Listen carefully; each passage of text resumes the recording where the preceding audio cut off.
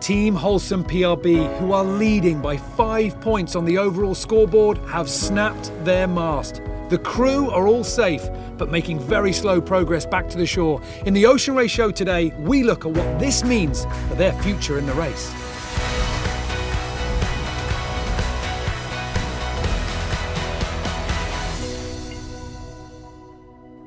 Welcome to the Ocean Race show, where we are going to try and understand how on earth this could have happened to Team Holcim-PRB, the boat that has been sailing so strong in this edition of the race. To do that, we need to go back in time, back before the mast had broken, when everything was going very well for the Swiss team. The day earlier, all our remockers were sailing north in sunshine and 12 knots of breeze. At this wind speed, powering up an remocker is easy, but overpowering it isn't really a risk. You can just pull in the sails and go. Finding the most efficient angle is the skilled part. You're not wrestling the boat to stay in control. What was making the sailing intense, though, was the fact that all our boats were jammed in between the oil field exclusion zone to the east and the Brazilian coast to the west, leaving a narrow strip of racetrack about 40 miles wide. Even then, there was only a few hundred metres between first and second, as 11th Hour Racing Team and Team Holcim-PRB seemed unable to separate.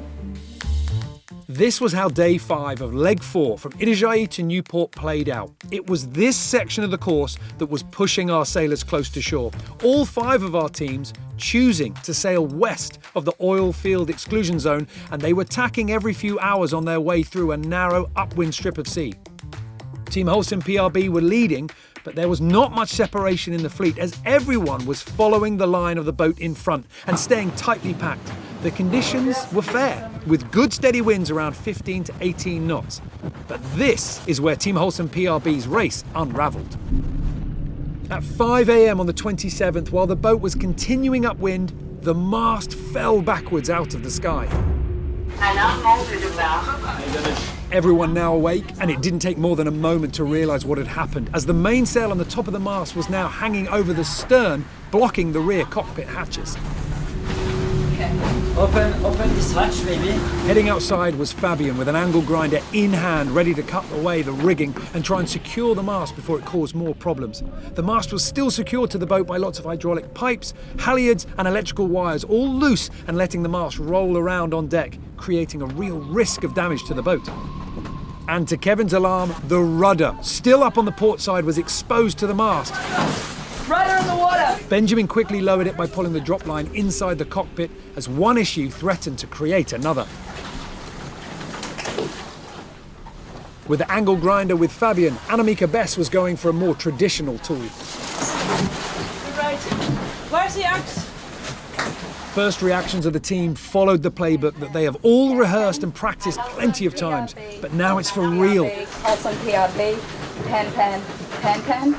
We've lost our mast. Once the mast was freed from the boat, then hauled back on board and secured to the deck, the crew could relax. The damage was bad, but it was contained. I'm gonna secure it straight at the back. Well, Team Holcim-PRB have managed to secure the boat and get everything a little bit calmer on board. They can take a moment to reassess and plan their next moves. But, what's it like? What's it like being in that moment, trying to get control of your thoughts when your mast just drops out of the sky? Well, somebody who's got a little bit of experience in the ocean race of being in that situation is skipper Ian Walker. He won the race in 14-15, but the edition beforehand started pretty badly, where just outside of Alicante, their mast came down on the VO65. And he joins me now. Ian, thank you very much. I mean, first of all, can you just take us to that moment? What it's, you're sailing along, everything is good, you've got your sails up, and then all of a sudden, bang, the mast comes down. What is it like to experience that moment?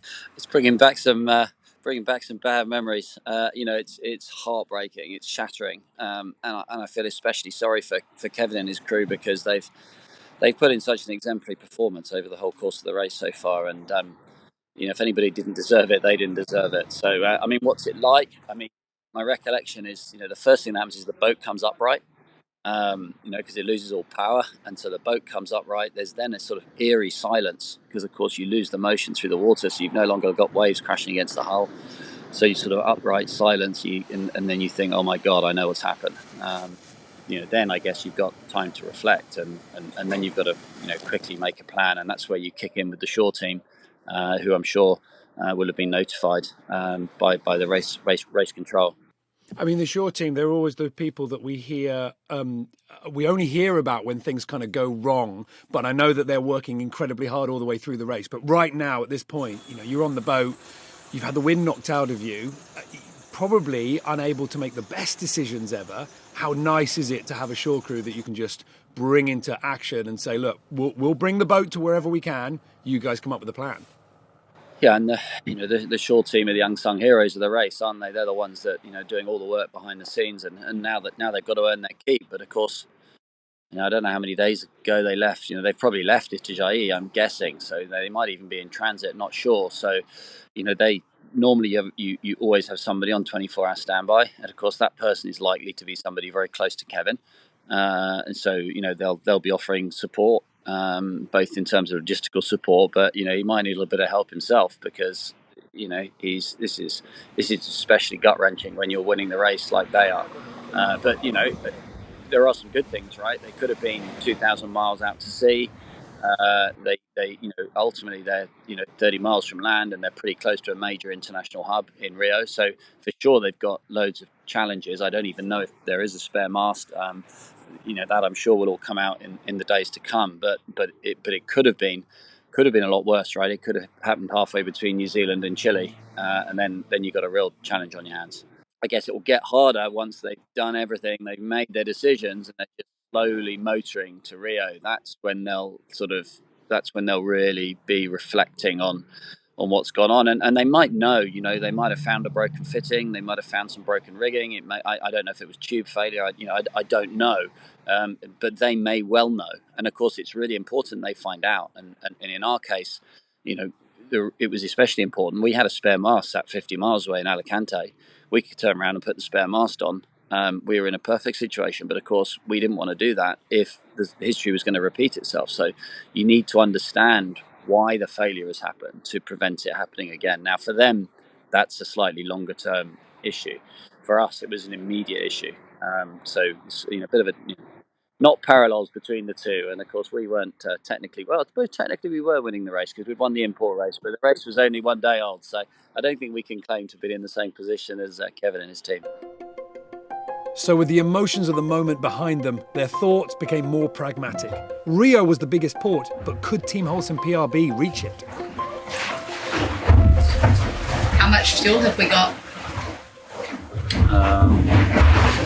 Not sure exactly, but we have 150 or something. So we have the capability of going that far? Downwind to Rio is good because we can do with the outrigger and the boom. We can do we can use the G3, the G4 with the outrigger and the boom to go downwind with the sails.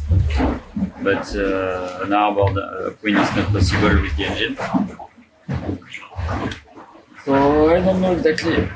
Apart from where the team should be motoring towards, the real question is where are they going to get a new mast and potentially a new mainsail too? But let's think about those things in order.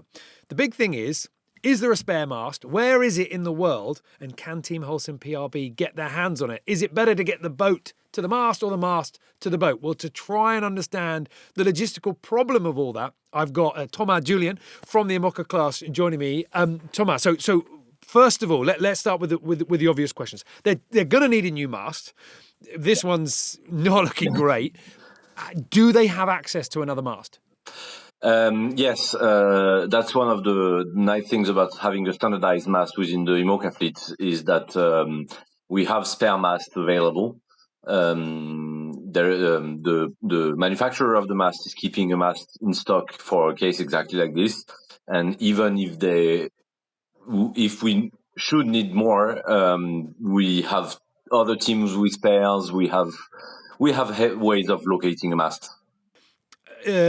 Because the boat is going to take quite a while to get to somewhere, actually, we don't need to rush with the mast, right? We've got enough time to maybe put it on a ship.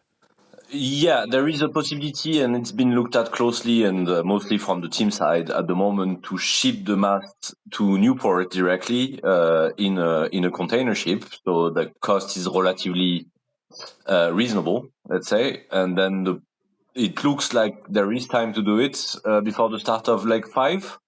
But then the next problem is, how do you get the boat to Newport?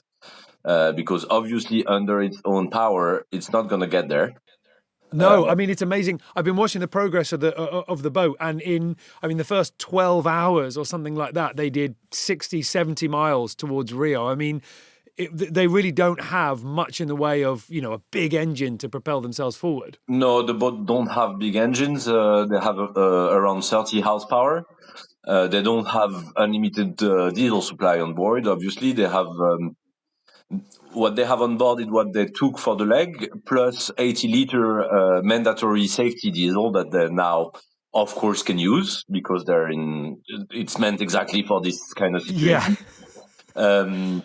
But still, it's not a lot to get to looks like Rio at the moment. And then there is a few options, but none of them are really obvious and easy. You could find a cargo ship that goes up to the east coast of the US, but from what I understood, it's not a very usual shipping lane. It's not easy. It's doable. It's not easy. The other solution would be to get a boat to tow the IMOCA all the way up the coast, but that's a long trip. You would need to keep people on board to steer the IMOCA.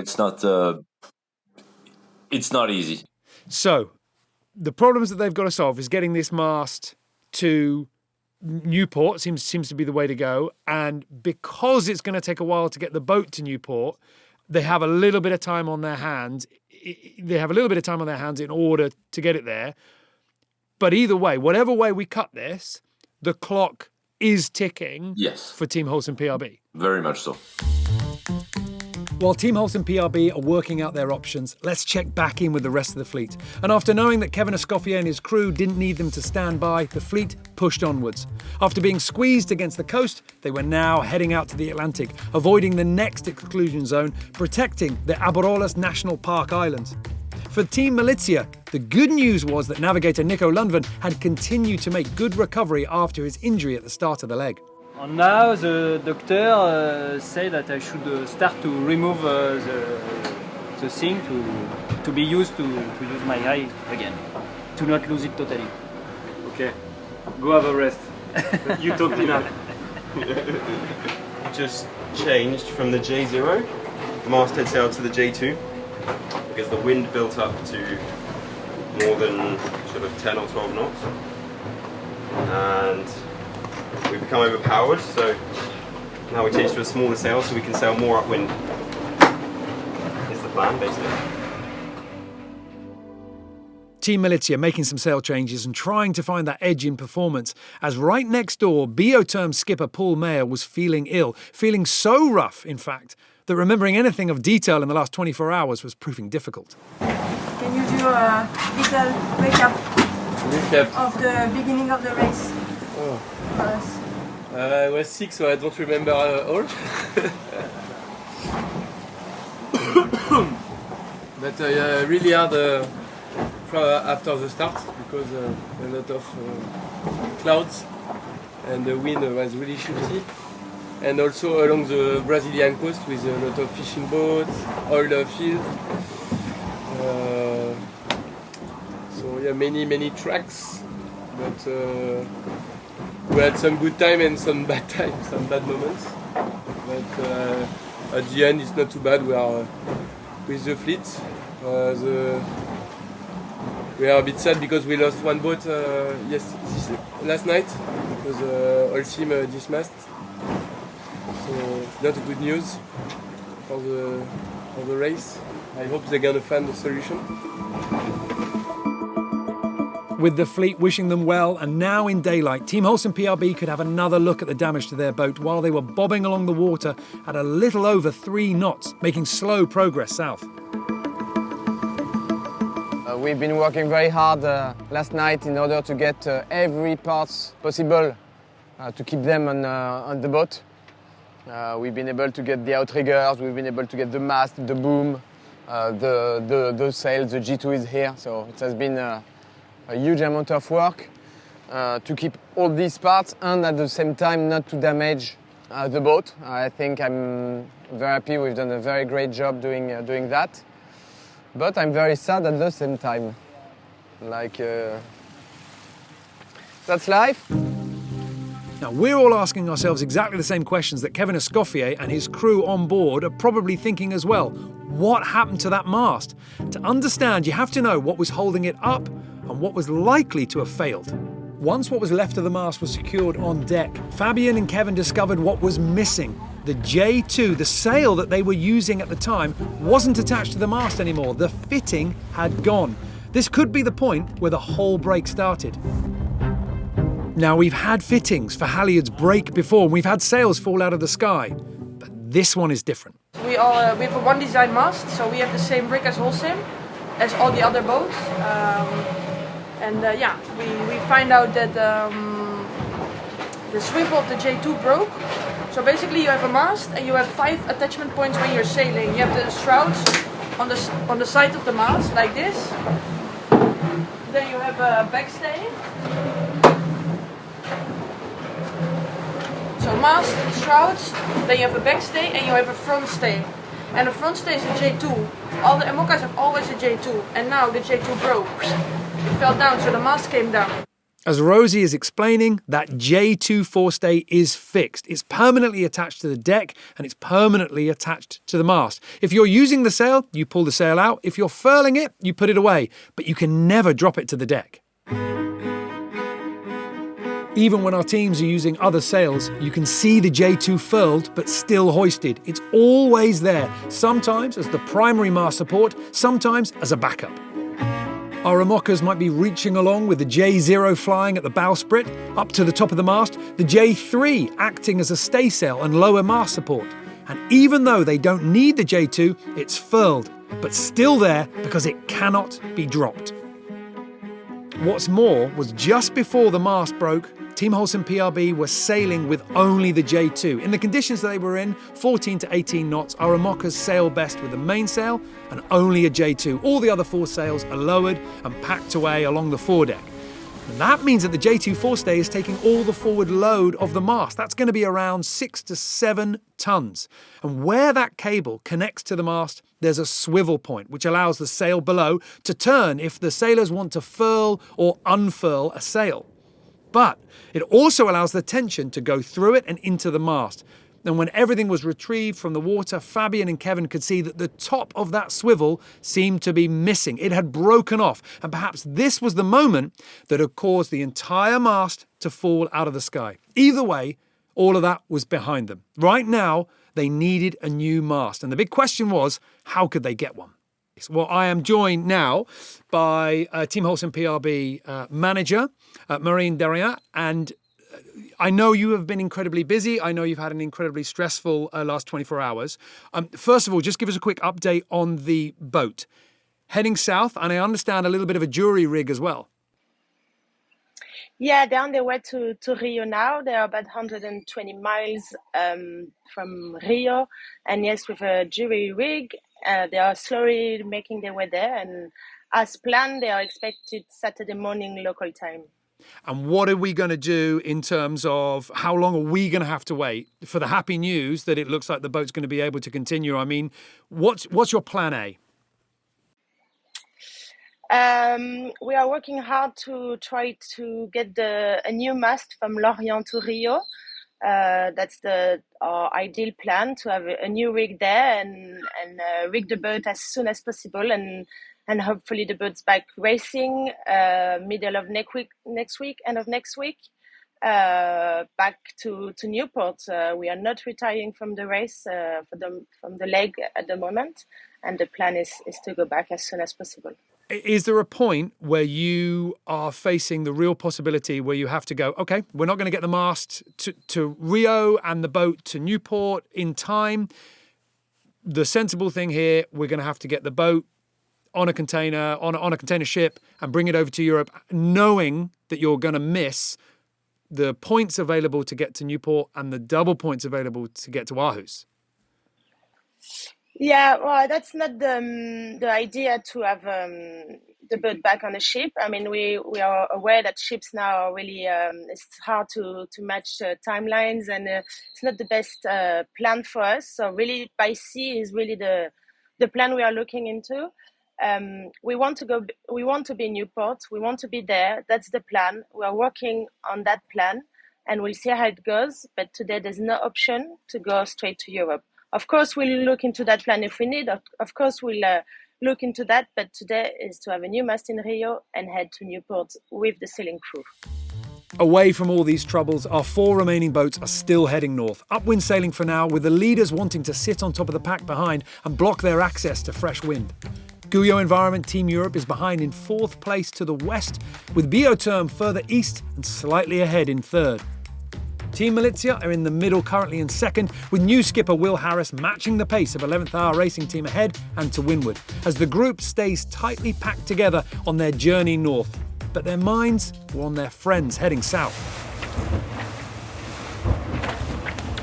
Last night was a difficult night, for the entirety of the race.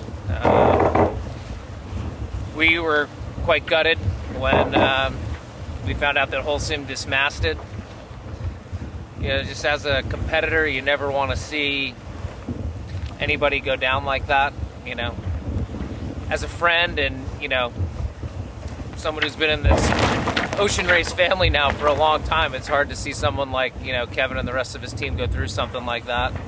Our thoughts just go out to those guys, and we've been in that situation before, and sometimes you never know why, but you gotta just be better for it, and I know that they will. Most definitely. They're fighters, they're competitors, they're stand-up people. I know they are a strong team, they are a big team.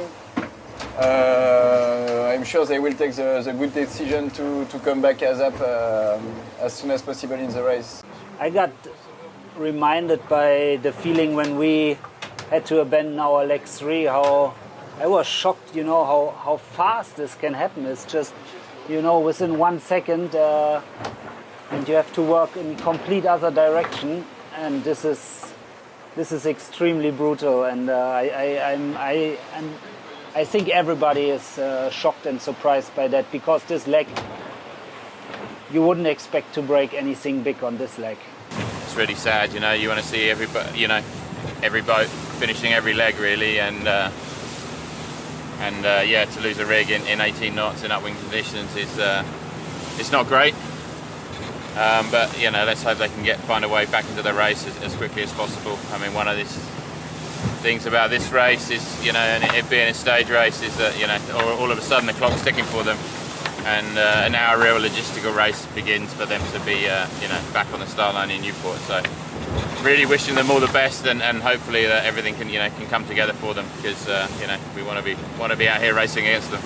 While it's clear that the dismasting of Team Holcim-PRB is going to be a benefit to the scores of the 4 boats that are still chasing the performance that has been set by Kevin Escoffier and his team in the opening stages of this race, breaking masts, damaging sails, losing sailors, it's all part of the adventure of the ocean race. Sometimes fortune is with you, sometimes bad luck comes knocking on your door.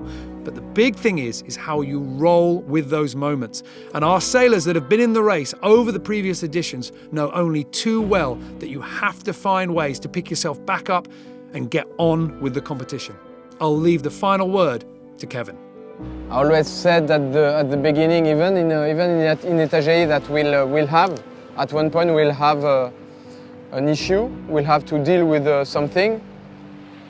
I did not meant having that an issue.